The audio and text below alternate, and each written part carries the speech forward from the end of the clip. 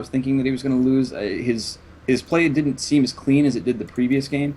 So he is going to be eliminated by Skipper. And for Team NrG, we now have Trace coming out. He is a Protoss, so this next game is going to be Terran versus Protoss. Yeah, Protoss. I mean, yeah, Terran.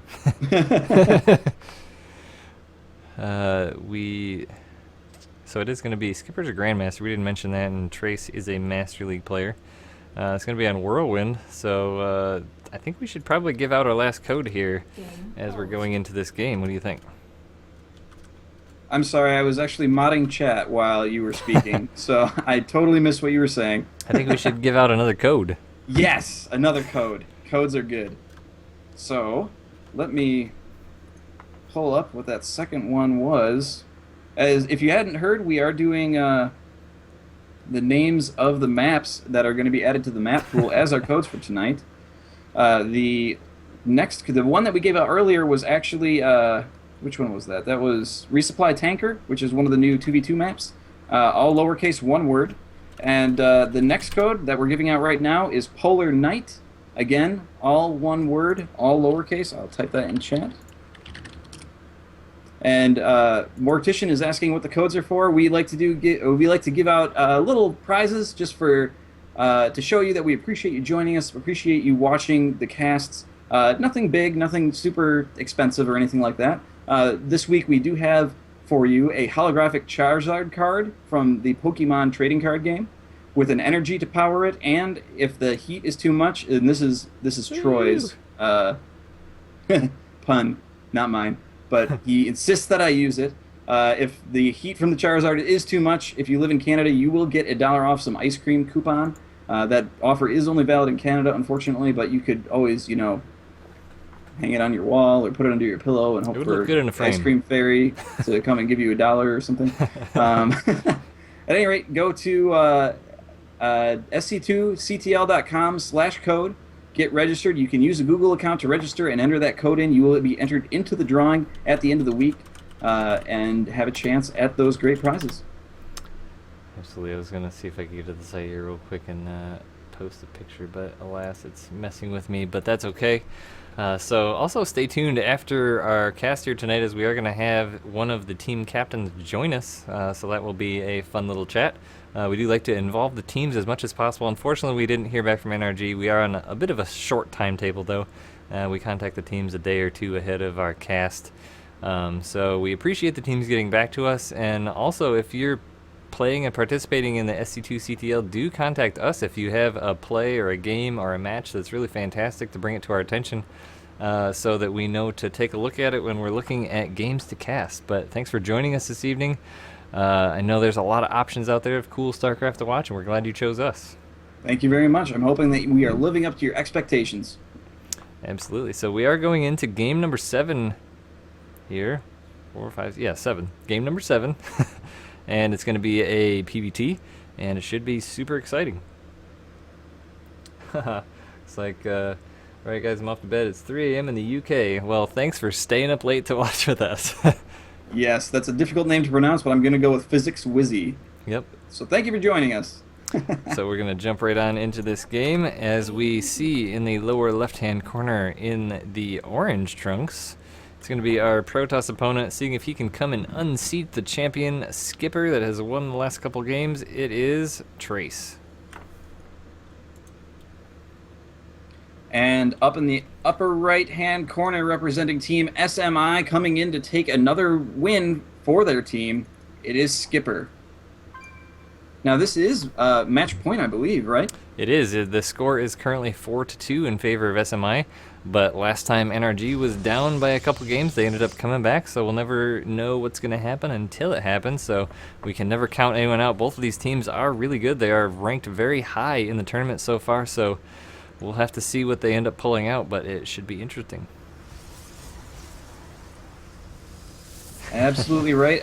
One of the observers did mention in the chat that we have a revive rule that was not utilized. If you're not familiar with the revive rule, if one of the teams is at match point, the other team has the option to bring back one of their players that was eliminated earlier in the match to compete and try and get their team back in.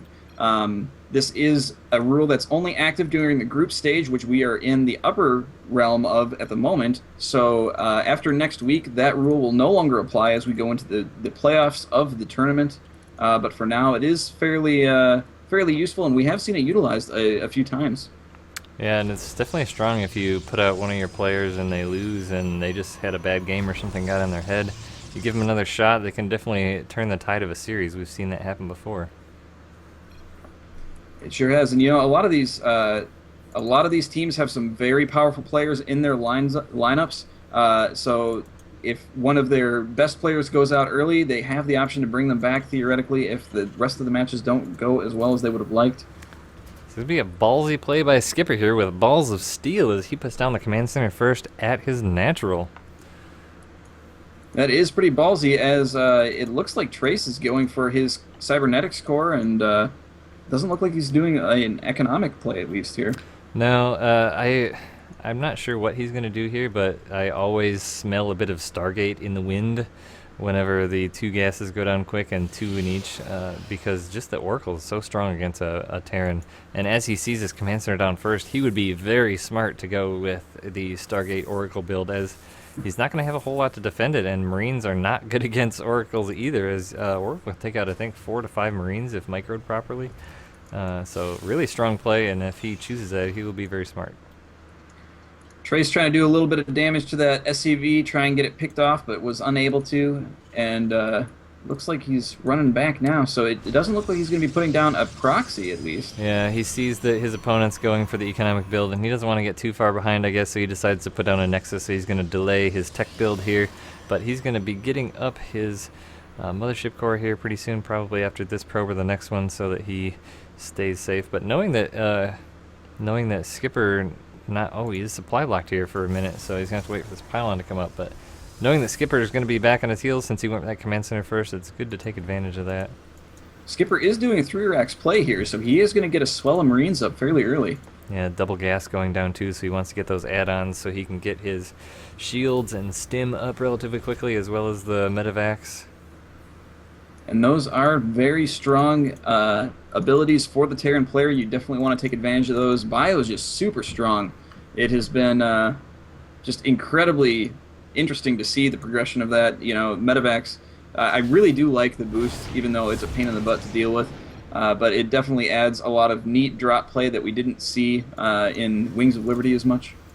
Yeah, Skipper's going to get in. He does see this expansion, so he's going to know that it was a bit late. Not really late, but just differently timed than his own. But it looks like Twilight Council going down, so it's going to be right to High Templar. This is one of my favorite builds ever. So you see the Terran opponent that's not going to have a whole lot going on. You just go straight hardcore into Templar, and then you can most oftentimes get Storm up just as he wants to push with a big group of Marines and just squash it. 2 Stalkers are crossing the map. They are going to be met with a decent number of Marines in a bunker, with some, about 5 now, that are reinforcing. 6 and 7 are on their way down the ramp. Yeah, we haven't seen a factory out of Skipper yet. He's just gone for the tech lab plus a attack upgrade here. So he's going to definitely want to make a big Marine push, as he's getting quite a lot. Storm is researching now, so if Trace can keep Skipper back in his base long enough for Storm to finish and get a couple Templar on the field, that would be very strong. But Robo coming down as well. Trace having those 2 Stalkers out front on patrol. One did get a little ahead of itself, but he was able to micro it back before those Marines took advantage of the situation. Yeah, 3rd command center going down now. All these Marines surrounding this bunker. Trace is not going to be getting in the base, but Trace doesn't want to get in the base at this point. He just wants to keep Skipper in his own base. And that High Templar is out now, building some energy with Storm about half done. Yeah, Trace just continuing to, now got his factory about to finish, continuing to make a lot of Marines, now pushing out a couple Marauders as Stim is about 2/3 of the way done. 2 reactors coming down, so he's going to just really swell up with Marines. Also, and 2 more barracks. Yeah. And the starport now finishing as well, or coming down as well.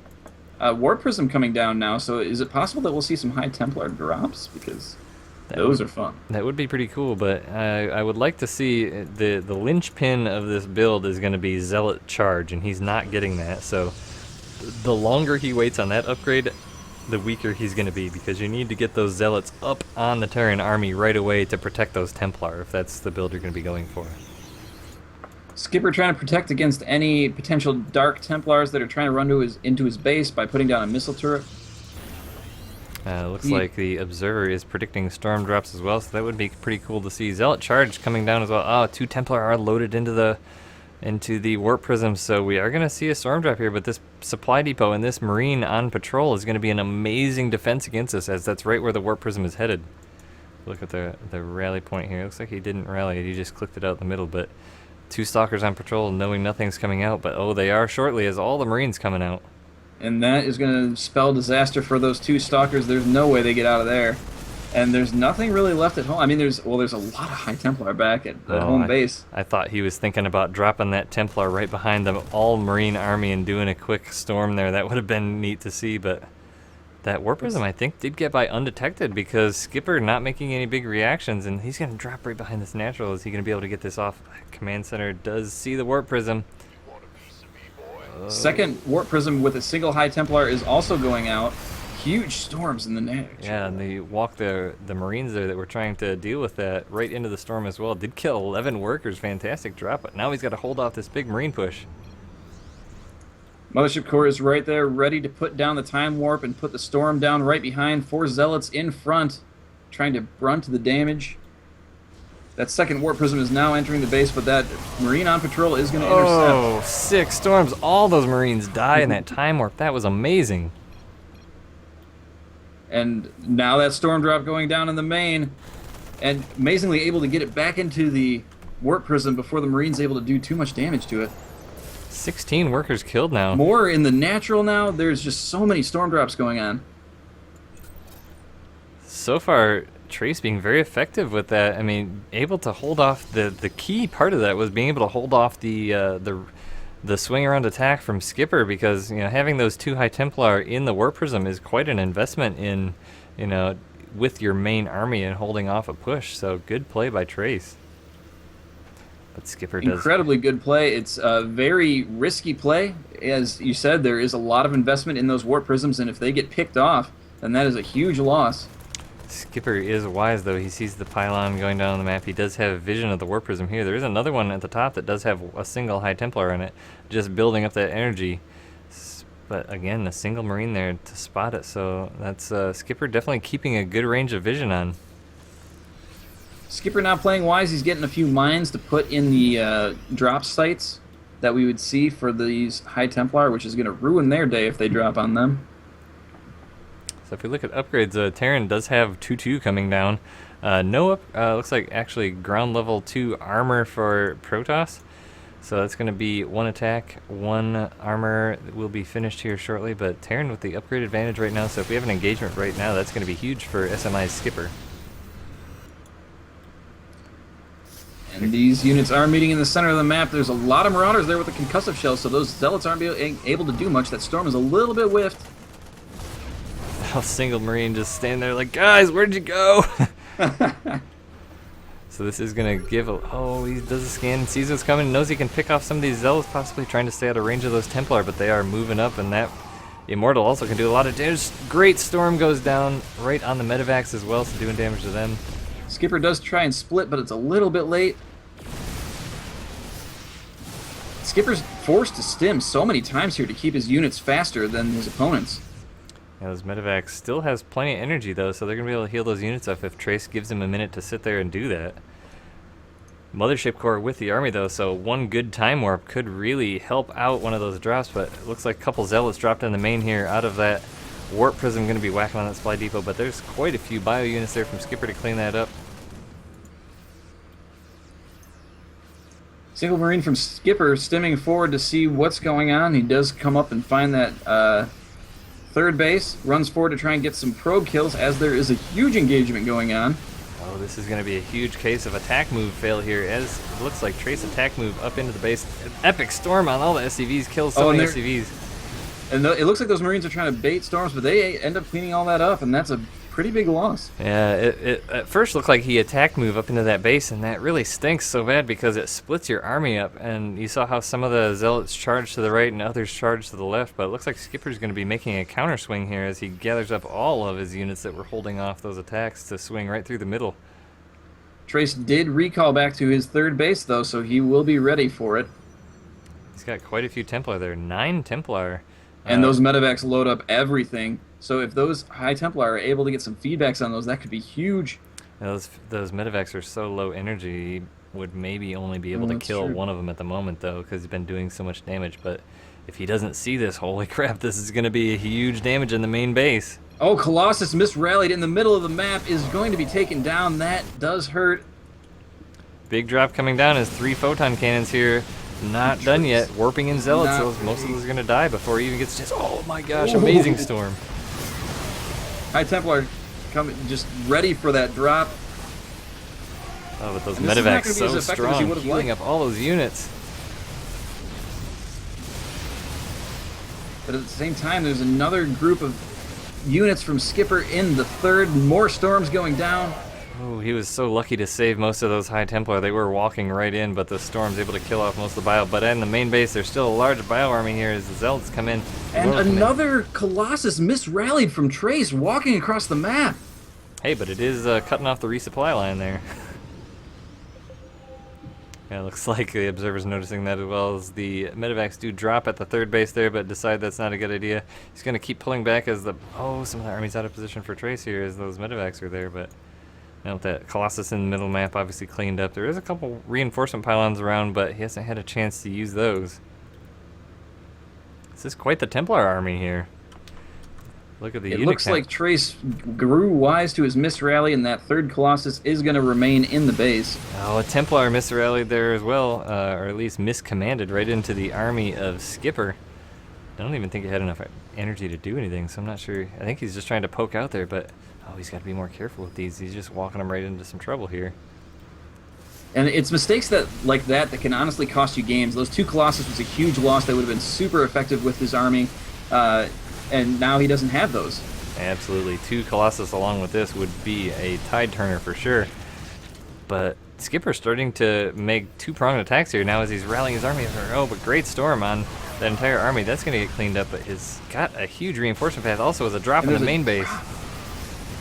Skipper is just absolutely everywhere right now. It's got to be very difficult for Trace to try and deal with this. And oh my gosh, great load up and going straight into the natural. There's nothing there. There's nothing in the third. Yeah, really what Skipper's doing is making Trace just use a lot of his minerals and doing warp-ins to defend against drops rather than warp-ins in his own bases.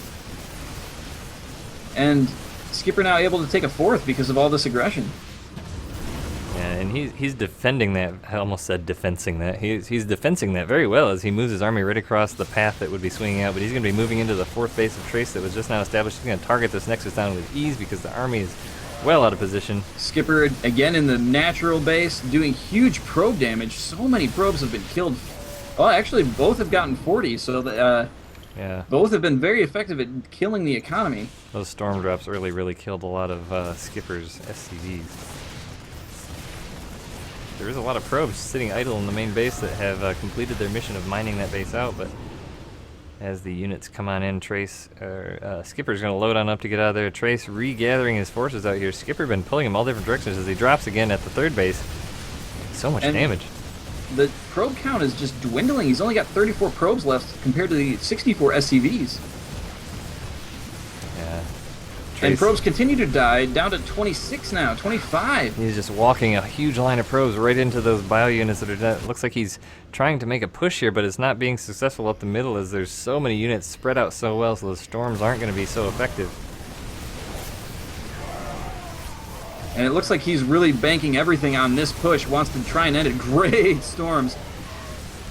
Looks like he did maybe cast a few too many, but he has so much energy on those High Templar, and so many of them. He doubled up one of those storms. Unfortunately, they do not stack, so that was a wasted storm, but good spread here from Skipper, so he's really making him spend a lot of storms, too, especially, I like these 2 barracks out here, too, just soaking up some shots from those Colossus. And the problem here, though, is that this army is so there's just so many High Templar there, and that energy is not infinite. He is going to run out at some point. But just amazing storms going on down that ramp, keeping the unit count down for Skipper. So Trace really holding on here, but the 2 bases now have been cleaned up for Trace, the 3rd base and the 4th down there. So he's going to have to really make something happen with this push, as Skipper is still on 4 bases. And this drop from Skipper just continuing to do damage. Trace knows he's on the back foot, knows he has to get something done with this.